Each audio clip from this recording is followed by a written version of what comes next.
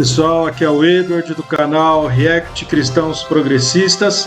Estamos aqui com mais um vídeo falando das principais notícias que estampam os nossos jornais, coisas que a gente tem que estar ligado, tem que estar sabendo, tem que estar acompanhando, coisas que chamam a nossa atenção e que são muito importantes para a gente compartilhar com os nossos amigos do campo progressistas e também falar para aquelas pessoas que ainda não entenderam o que está acontecendo no nosso contexto. Muita coisa importante acontecendo no dia de hoje, ontem, e que merecem a nossa atenção. Eu gostaria de começar falando sobre um movimento muito importante, que é com relação ao fim da escala 6x1.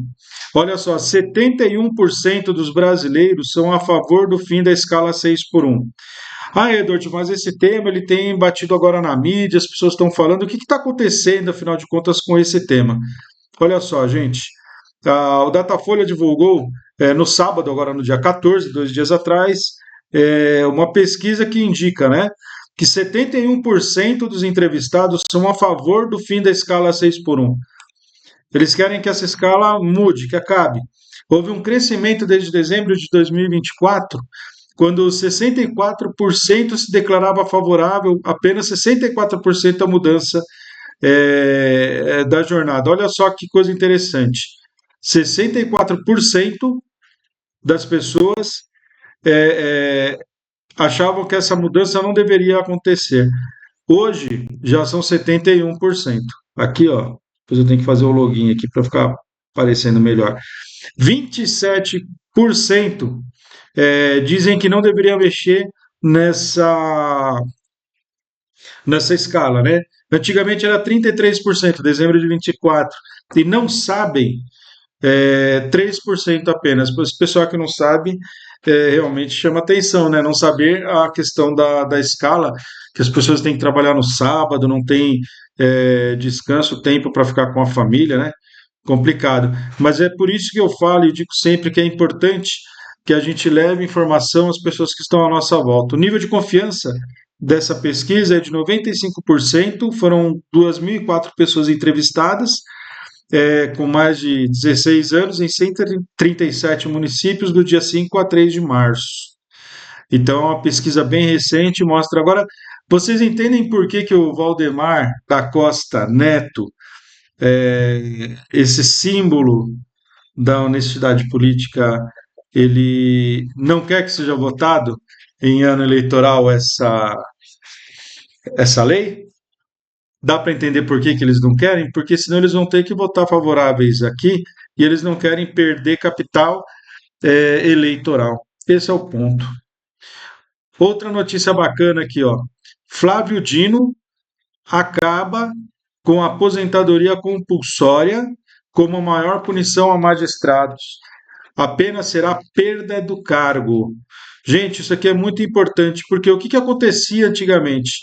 O magistrado cometia uma falta grave, ele tinha uma aposentadoria compulsória, ele é obrigado a se aposentar, e dependendo do período que ele tinha como juiz, ele, conforme ia passando os anos, o valor da aposentadoria dele ia aumentando. Então, quanto mais tempo como juiz, se ele tivesse uma penalização grave, ele aposentava com um valor maior. Ou seja, você imagina, ele não é mandado embora por justa causa, ele coloca um pijama, vai para casa e continua recebendo parte do seu salário normalmente, né? Essa medida do Flávio Dino vai ao encontro, acho que o anseio de muitas pessoas que têm um mínimo de esclarecimento a respeito do tema, né? Isso daqui é um ajuste muito importante. Parabéns ao Flávio Dino pela iniciativa, pela coragem e está mostrando serviço, hein? Dino está mostrando serviço. Outro tema, pessoal, bastante importante com relação à declaração do imposto de renda. Agora em 2026, houveram algumas mudanças e tende a deixar esse procedimento mais rápido, né? O prazo de envio da declaração começa agora na próxima segunda-feira, dia 23 de março, e vai se estender até 29 de maio, à meia-noite. Não deixe para o último dia, hein? O programa de R 2026 será liberado para download, para preenchimento, no dia 20. Algumas coisas aqui têm de mudança. Esse ano se prevê que 60% dos contribuintes já poderão utilizar a modalidade pré-preenchida. O ano passado foi 50,3%. Por quê? Porque houveram aprimoramentos. Ou seja, algumas informações que não estavam sendo carregadas virão, né? E quais são as informações que deverão vir aqui? Recuperação das informações de pagamento de DARFs, ou seja, o camarada que é MEI, que tem pequena empresa e faz pagamento de DARF ou faz pagamento de aposentadoria, ele vai puxar esses valores. Informação de IR de renda variável, comum e day trade, informações do e-social, empregados domésticos, e a otimização na recuperação das informações de dependentes no núcleo familiar. Isso deve melhorar bastante na hora de você fazer a sua declaração. Eu lembro que no meu tempo, declaração, você comprava o formulário, preenchia na mão, levava no correio, despachava. Era assim. Gente, o tema aqui é um pouco mais delicado, até porque nós não devemos, e nós progressistas não temos essa prática, de desejar ao mal a criatura nenhuma. O Bolsonaro tem piora com aumento de marcadores de inflamação no sangue.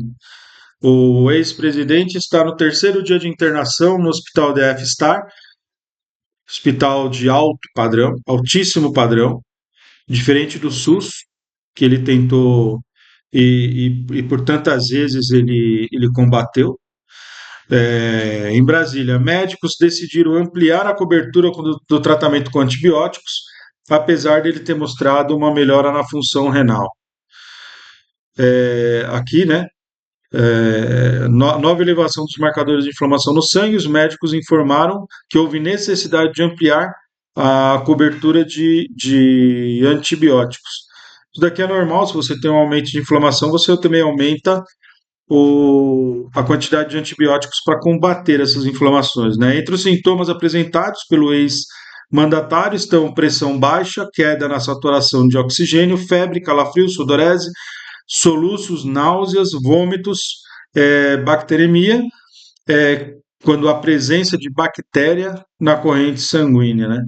O caso é considerado estável, apesar de grave, e desejamos ao Jair Bolsonaro que ele se restabeleça rapidamente, que ele fique bom rapidamente para retornar à Papuda e continuar pagando a pena a qual ele foi condenado de 27 anos e 3 meses. Ele cumpriu apenas poucos meses, mas ele precisa ainda pagar 27 anos. Eu espero muito que ele tenha plena saúde para cumprir a sua pena até o final. Outra informação importante, gente, atualizando vocês, é que o STF forma maioria para manter prisão de Daniel Vorcaro e de outros investigados no Banco Master. Isso daqui é uma coisa muito, muito, muito, muito importante, gente. Por quê?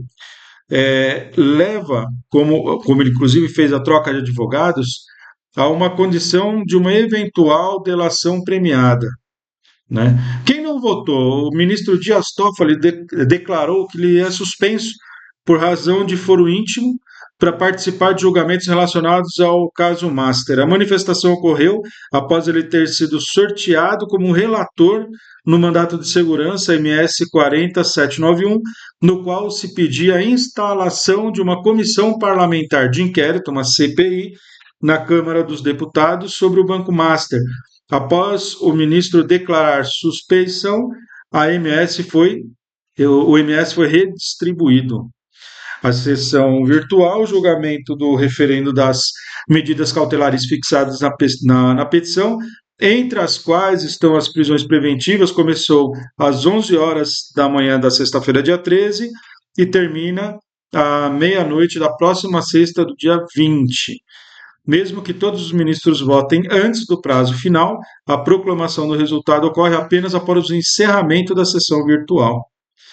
A medida cautelar que determinou a prisão preventiva dos investigados na operação Compliance Zero relacionada ao caso Master, foi adotada pelo ministro André Mendonça no dia 4 de março a pedido da Polícia Federal. Além de Daniel Vorcaro, foram alvos das decisões Fabiano Zetel, Luiz Felipe Machado de Moraes Mourão, conhecido como Sicário, que não está mais entre nós, e Marilson Roseno da Silva, policial federal aposentado. Ao votar pelo referendo da decisão, o relator excluiu a necessidade em relação a Luiz Felipe Mourão, por razão do falecimento do mesmo, o que ocasionou a superveniente perda de eficácia da decisão quanto a ele. Enfim, assim, permanecem válidas a prisão preventiva dos demais investigados. Gente, aqui o ponto que a gente deve estar sempre atento, e é importante levar em consideração, até pela história que nós já acompanhamos aqui no Brasil, nós vemos tudo que aconteceu na época da, da Lava Jato, é que delação premiada não seja utilizada como arma política para lado nenhum.